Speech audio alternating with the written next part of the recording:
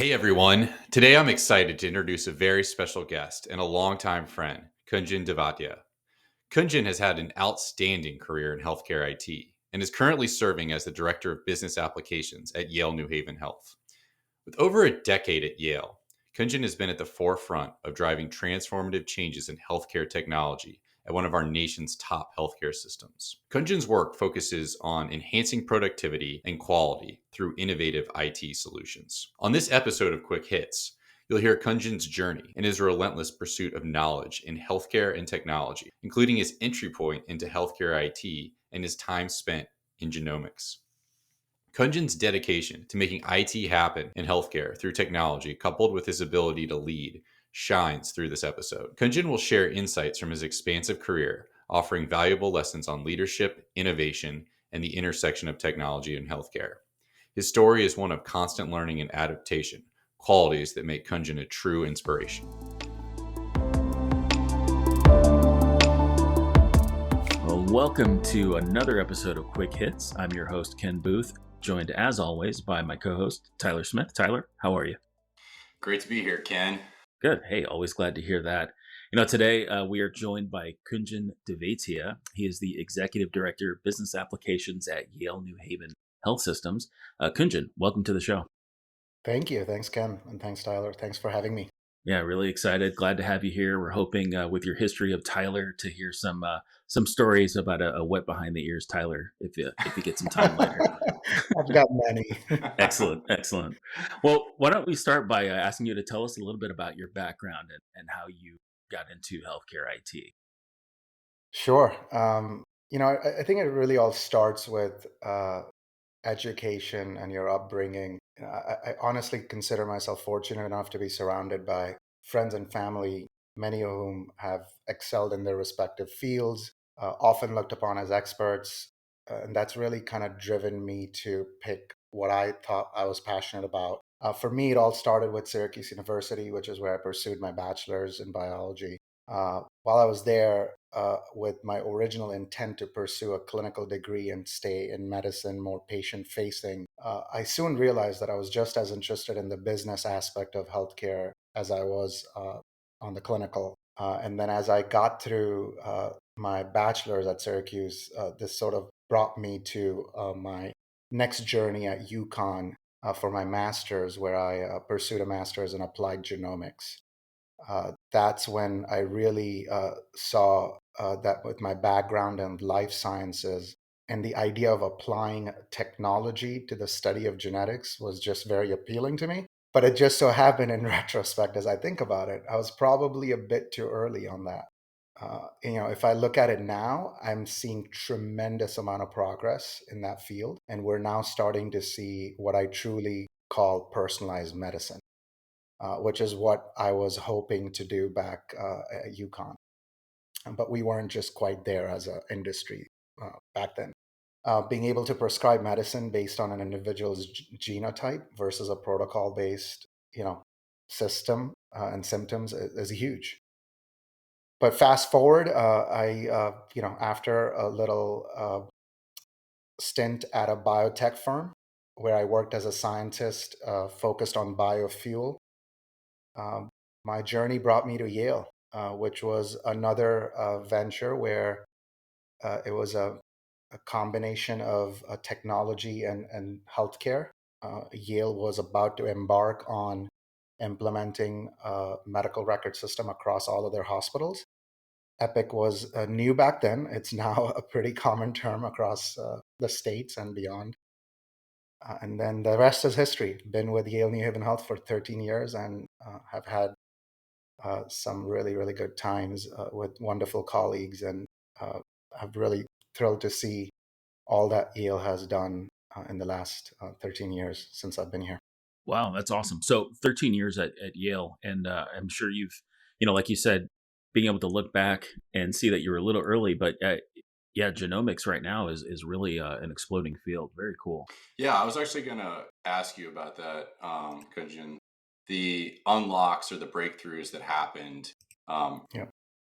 what are those? And yeah, if you could expand on that, because it's really interesting. We work with biotechs, a lot now, but I hear what you're saying, that when you were in, you were almost first mover, but too early in a lot of ways. So would love to hear the advances that have enabled the realization of the vision you had.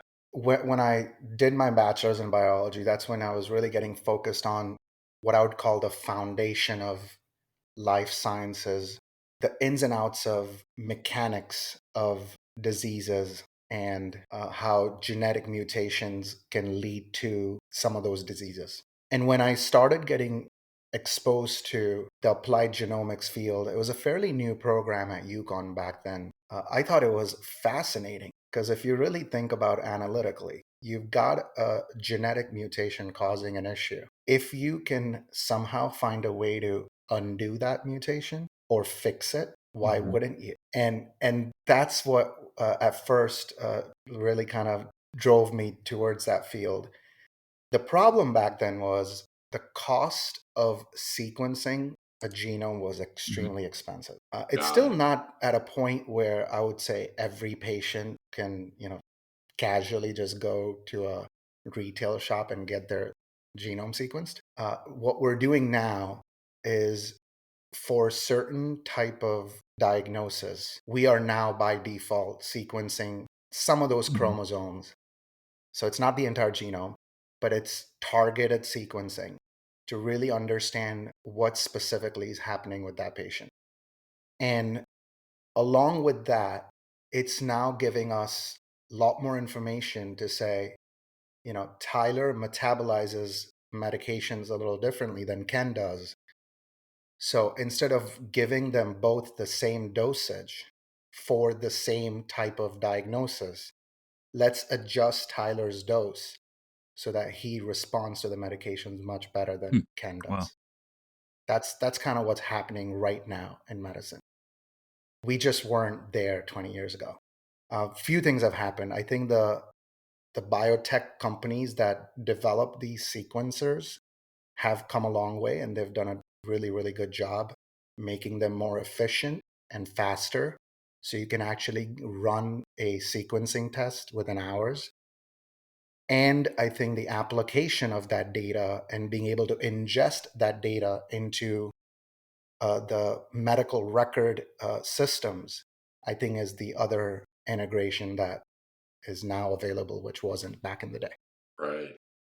Epic So, Aura is one of the areas we've seen a lot of traction with genomics labs. I'm curious if that's part of your integration point yes, there.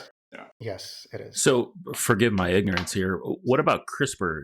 Is that kind of growing alongside this? Yes, yes, absolutely. I think what you'll start to see is gene therapy has been around for a little while, but I think you're going to see more non invasive ways to help uh, infuse gene therapy into patients versus what currently still involves some invasive procedures.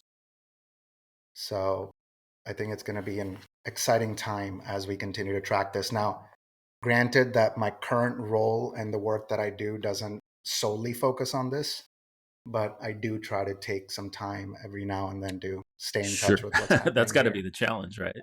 So it is. It's but it's I did it because I was passionate about it. So I do try to keep tabs on both what Yale is doing for our patients in this space, as well as what's happening in the industry. Okay, Kunjan. So it was great hearing about your background and hearing how you went from clinical to the business side of IT, and that is definitely a unique journey.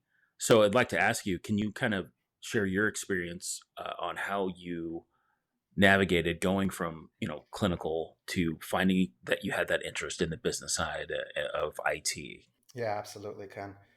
While I was always geared towards my clinical background, the one uh, I would say stepping stone I had that allowed me to move to the business side of healthcare was me getting enrolled in an MBA program for healthcare management. So as soon as I wrapped up my stint at the biotech firm, and as I was launching my career at Yale, I was in parallel pursuing a MBA in healthcare management, which really exposed me to the payer side of the industry, the billing side, and how sort of healthcare organizations interact with so many different parties, whether it's regulatory requirements or legal requirements. And all of those, I think, were a good um, stepping stone to get into my current role, where I'm really responsible for all aspects of uh, healthcare delivery. So as I started my role at Yale as an ambulatory analyst, um, supporting clinics, I've been in a lot of different roles within our technology department. I've supported pharmacy systems, inpatient workflows, revenue cycle. But in each of them, I think the theme has been really understanding the business, and that's been, I would say, very rewarding over the years. Have you found that you've been able to be a champion for embracing some of the changes that have come with EMRs and emerging technologies? Yeah, what the one piece that I haven't shared yet is I did work as an EMT back in college, as well as I was a sleep technician. So I kind of relate that to outpatient care. I think my exposure in both those settings and being in the shoes of a patient-facing clinician, so to speak, really allowed me to be a little bit more considerate of what they all go through when you're implementing new technology in their space. And that, I think, in turn really allowed me to build that trust with our clinicians as we were rolling out the Epic EMR. This is actually a perfect segue to when I met Tyler. That's what we're here for. So this was Perfect. Yes. So back in, I started my journey with Yale in 2010. I want to say it was 2012 when, Mm-hmm. so we rolled out so we started our Epic journey at some ambulatory locations in 2011, with our first hospital slated to switch over in 2012. So as you can imagine, the first hospital is always kind of like the big deal, and the entire uh, IT team had been asked to go on site at Greenwich Hospital and support their go live. And for me, it was a very interesting experience where I literally got to Greenwich, and 2 days later, our CIO said, Kunjan, you're being summoned back to headquarters. And it was actually a direct request from our chief medical officer at Yale Medicine back then, Dr. Ron Vender, who called our CIO, Lisa Stump, and said, hey, I get that you need to support the new hospital, but we've got a few clinics that are live on Epic. Uh, you know, if there's one person you can send our way, we would like that to be Kunjan. And I think that just spoke volume. And to this date, I'm very thankful for the trust that they placed in me. And so my ask was, well, that's great. I can't do it alone. So how am I going to get through this? And Tyler actually was onboarded then as a consultant. That's So it right. was a Tyler and Oh man, Kunjan show while the rest of the Yeah. team was at Greenwich. And I Yeah. have to tell you, it was, we just clicked from day one. Yeah. Tyler was an amazing partner to work with. And we really enjoyed what we were doing together, Yeah. supporting our clinics. That's a huge compliment. It was a lot of fun. The energy level of the epic transformation, and then yeah, I think Kunjan, you undersell your ability to connect with the providers, and when we Yeah, go to these clinics, we had an awesome time just learning. They're getting the system, and then there are areas where they needed improvement, and we were essentially, I mean, we were the optimization team. that's right. I think before most organizations even had an optimization team. Yeah, that's right. we didn't even know what to really call ourselves. I guess we were optimizing. We were Yeah. implementing, we were Yeah. optimizing. But yeah, it was really the two of us just making sure that we help our providers embrace and be successful with the use.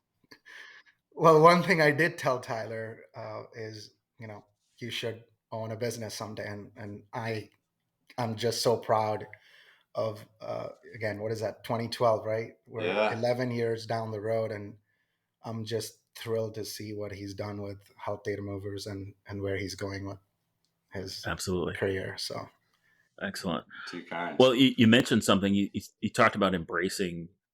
So, as businesses are embracing digital solutions in healthcare, what are the most impactful direct applications in your organization? I would say, you know, it's certainly a combination of technology. Though the first one that comes to mind is our EHR. I think Epic is at the center of it all. There's so much data that we're collecting or have been collecting for years now, and being able to just better understand our population through data analytics and really understanding the care they need and then adjusting our strategy to then provide that care is really why we did it in the first place, right? I read Becker's articles all the time about, you know, this Epic install is going to cost 400 million, or this other Epic install is going to cost 300 million. And then when you read the details, you kind of, in this environment that we're in, especially financially, as of at least in 2023, it's been a little bit of a rough ride. You kind of focus on the ROI. When are they going to get the return? And most of these systems, if you read, will say, you know, we're expecting an ROI in 5 to 6 years. So if you connect that to our system, with us having done that in 2010, we're past that phase, and I really do see that ROI, because with all that data that you have, you are just able to make smarter decisions around what the patient really needs. Um, what's really exciting beyond just Epic as an application is also, I think COVID really did help this, but the ability to provide telehealth to patients, I think, is one other application I would say has significantly enhanced patient outcomes, and ability to provide care where sometimes patient doesn't always have a way to access care. It really allows us to get the right care at the right time to patients. And when you couple all of that with remote patient monitoring, uh, and ability for CVS and Walmart and Amazon to get you your medications, probably, you know, I wouldn't be surprised. I know there's videos out there, but you will get medications through a drone one of these days. It is just, it's going to happen, especially in certain areas. And so when you couple health systems' capability to provide top-notch telehealth care, and then uh, you know, you add the remote patient monitoring and these other pharmaceutical companies getting the medication to you when you need it, I think we're really at the cusp of bringing care to your doorstep, which is very different from where we were for the longest time, which is, okay, where do I go next for, you know, for the basics? Now obviously you need to still get to a hospital for acute care and certain procedures, but for a lot of the population that's really looking to stay well and focus on wellness, I think it's really changed in how we provide that care. And so that's more on the clinical side. I think the same goes for operational side. I think our ERP systems, and you know, I heard that Health Data Movers is now an official um, implementation partner for, you know, Workday Solutions. So congratulations there. Thank you. There's a huge need for back office operational efficiency. For the longest time, everyone's been hyper focused on clinical efficiency, and we have a long ways to go. Certainly not done, but let's not ignore that back office need where. With the technology that's available today for us, I think we can go a long way in providing the same level of operational efficiency by streamlining what often is referred to as busy work, but still rather important. what are some specific skill sets that you think helped you?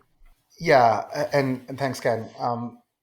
I would, from a skills perspective, anytime when I'm mentoring my team, friends, or colleagues, there are really two things I really like to reinforce. One is to embrace the business. I've never been, or I never will be, one where, you know, tell me what you want me to do and I'll just kind of follow directions. I really need to understand the business I'm supporting, because opinions can be found a dime a dozen, but good solutions and suggestions come from those who have really taken the time to understand the business and the challenges associated with them. I think embracing the business is extremely important. The second is the need for continuous learning and improvement. I think it's okay to be vulnerable and admit that you don't know something. What matters, in my opinion, is how willing are you to learn something new, to add that skill set to your strengths. There are various ways to achieve this, both professionally or simply by being present and, rounding.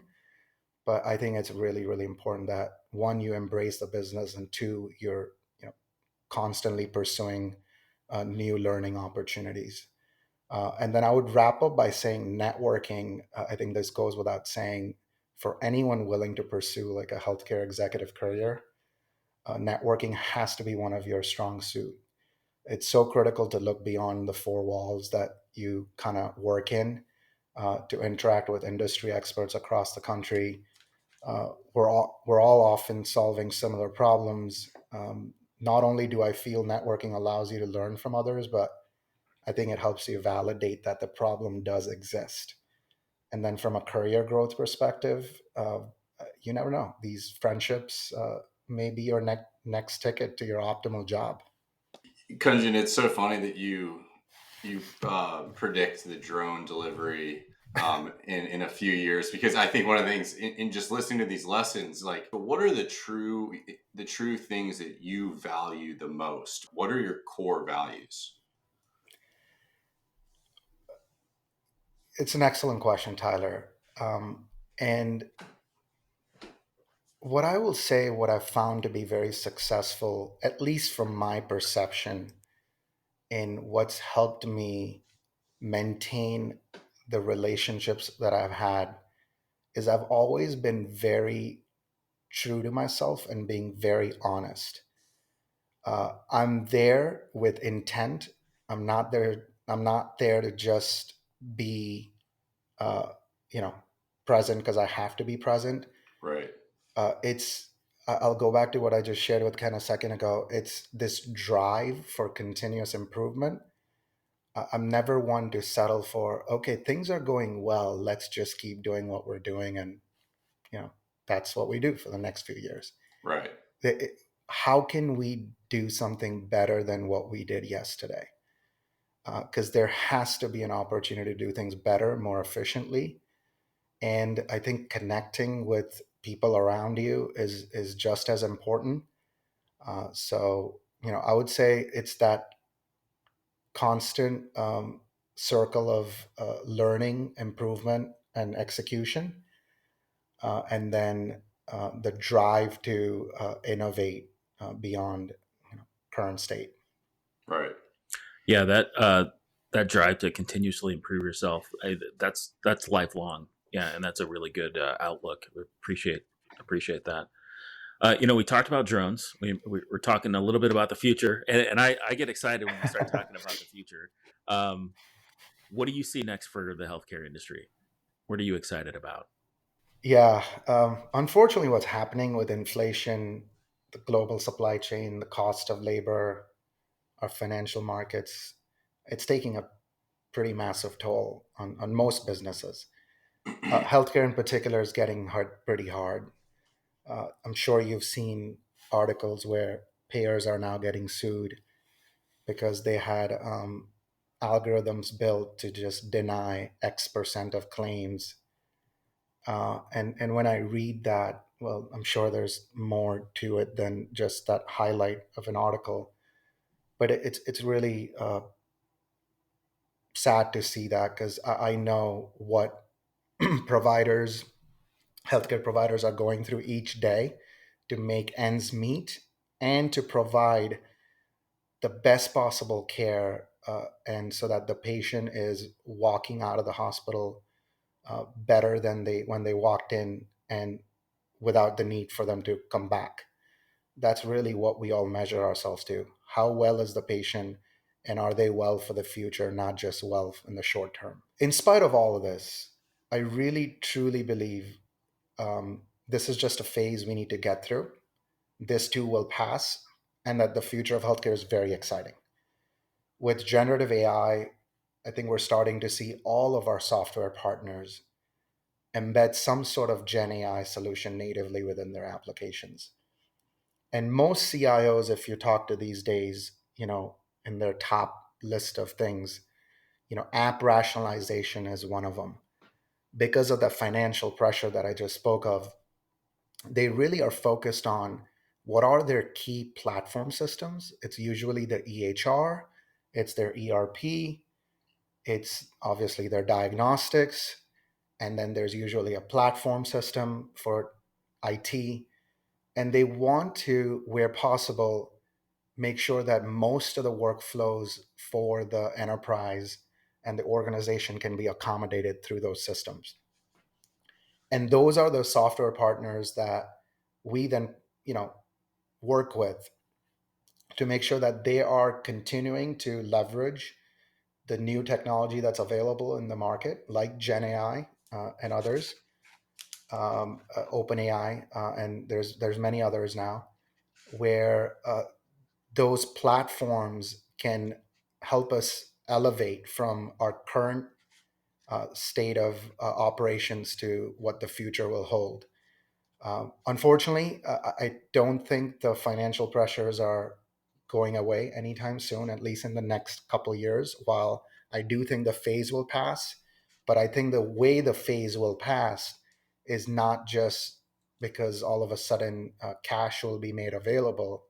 I think it's going to be adoption of these new technologies that will significantly um, change how much effort we need to put in for mundane tasks. We will expect technology to do a lot of what we do today. And then I think we are going to have to elevate our skill sets in monitoring that technology. I think we also hear concerns, right, in the market about, well, how can we trust Gen AI? How can we trust those recommendations? There's definitely some truth to that. There is a need for controls and verifications to be in place, but it's no different than how we've been interacting with technology outside of healthcare. I've been talking to ServiceNow, our ERP, which is N4. Epic's already working on it. We're actually piloting a way to have Epic automatically draft in-basket responses for some of Wow. our providers. We're Hmm. piloting in some specific areas. I think that's really going to be really exciting because, again, if you remember, right, uh, EMR implementation was great, but we've added all these burdens to providers who then have to respond to messages at, they call it pajama time because they're done with their clinics and they're still, worried about, Mhm. well, I haven't gotten back to my patient. And so having this technology take care of those things will make a huge difference in what we often refer to as bringing Sure. joy back to your job. So that's an example I can think of in Epic. In the Infor, which is our ERP, in the Infor space, or for that matter, any ERP, there's probably a tremendous amount of opportunity, and I don't think the ERP space is quite there yet in looking at the the accounting, the budget process, the supply chain process, predicting inventory levels, based on seasonality, what's happening in the region, maybe even based on where you are located and within the country, and helping do some of that analysis automatically and not needing humans to Hmm. spend a ton of time to Mhm. get that same insight. And then ServiceNow, which is what we often refer to as a workflow platform. We're doing a lot with them these days, and they will be able to really summarize an entire story of all the things that have been documented between that employee and the IT team. And so when an analyst who may not be, I mean, this is actually a great thing for you guys as you augment staffing across Hmm. different organizations. Your consultant may join one of the IT teams and they may be expected to work their tickets in ServiceNow with how ServiceNow is planning on leveraging Gen AI technology is Mm. your consultant will be able to hop in and they're gonna have a little summary of everything that's happened on that ticket over the last Wow. 4 or 5 days. So you don't really need that background of the handoff from that analyst that worked on it and now is handing off that work over to you. Right. So being able to absorb all that information through language models and presenting it to you in including what is again a term that's becoming quite of an industry common term is the Hmm. next best action Hmm. is what a lot of these softwares are working on. Kunjan, to take a step back and actually now that I'm having these fond memories of us first meeting in the Mm. 2012, that was the period when we were going from a best of breed to an enterprise wide world in the EHR platform category, and since then over the past crazy to say 11 years, these platform categories now have clear winners, Yeah. and like we were talking about, there's on ERP side, we are a Workday partner. But there's also Infor, which you all use at YNHH, and then on the workflow or ITSM side, there's ServiceNow is a very clear winner. I guess what I'm curious, and while we're predicting the future, and maybe this is impossible, but do you see a world where we'll look back and say, okay, having all these different platforms was essentially a best of breed world, and now we're at like one major platform to rule all platforms for business and clinical applications in healthcare? Oh, that's an excellent question, Tyler. And if we just break down all of the regulatory and political barriers for a second as I answer this, uh, I think given the DNA of who we are as a country, we tend to want to embrace competition, which is a good thing. Right. You want a market for innovation. You want technology companies to build new solutions and have a place to succeed.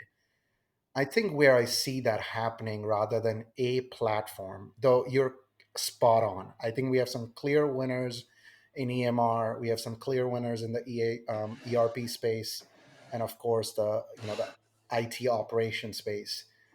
What will likely happen is there will be some governance and guidance provided in how we all feed certain language models that we will all be able to tap into Interesting. irrespective of what system we're in, so that we are uh, being informed with the most recent available data set out there. Okay. That's really where I see being the most likely scenario versus one platform for all. Now, as I say that, I feel like in the EMR space, Epic continues to penetrate the market beyond what I thought they would be at. Some of the largest health systems like Intermountain, Right. UPMC, you know, forget the one in New York most recently, Northwell, Worthwhile. Yeah. Emory just went live. I mean, there's some really large systems that historically were Cerner shops that have now decided that Epic is the right choice. So, yeah, it's an excellent question. I still don't think we would be a one platform country just Right. because of what I see happening in sort of Washington D.C. for the lack of Sure. term there. Okay. Well, Kunjan, thank you so much for your time. It was great kind of hearing your journey, hearing your thoughts on the future. We here at HDM we have a set of values, and I think you definitely demonstrate those with your grit, your integrity, especially the growth mindset, and how you talked about the importance of continuously improving ourselves. So I really appreciate the time that you're able to spend with us today. Tyler, any final thoughts? Yeah, I can't thank you enough for spending that time with us today, and also providing an excellent role model of success in healthcare, and an incredibly comprehensive and impressive understanding of the clinical and business side. And I'm looking forward to seeing how you change healthcare. Thank you both, Ken and Tyler. I really enjoyed our conversation today. And Tyler, right back at you. Just like I said earlier, I'm just so thrilled to see what you've done personally in your career, as well as how rapidly you're growing Health Data Movers.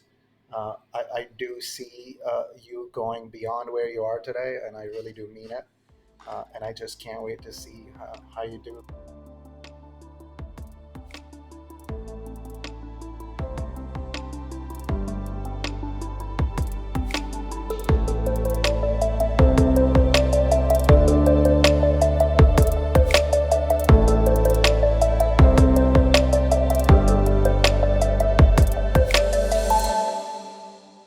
Thanks again for listening to Quick Hits, a healthcare technology podcast for healthcare technology professionals.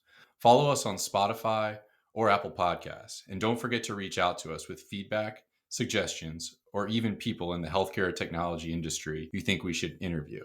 Send an email to quickhits@healthdatamovers.com.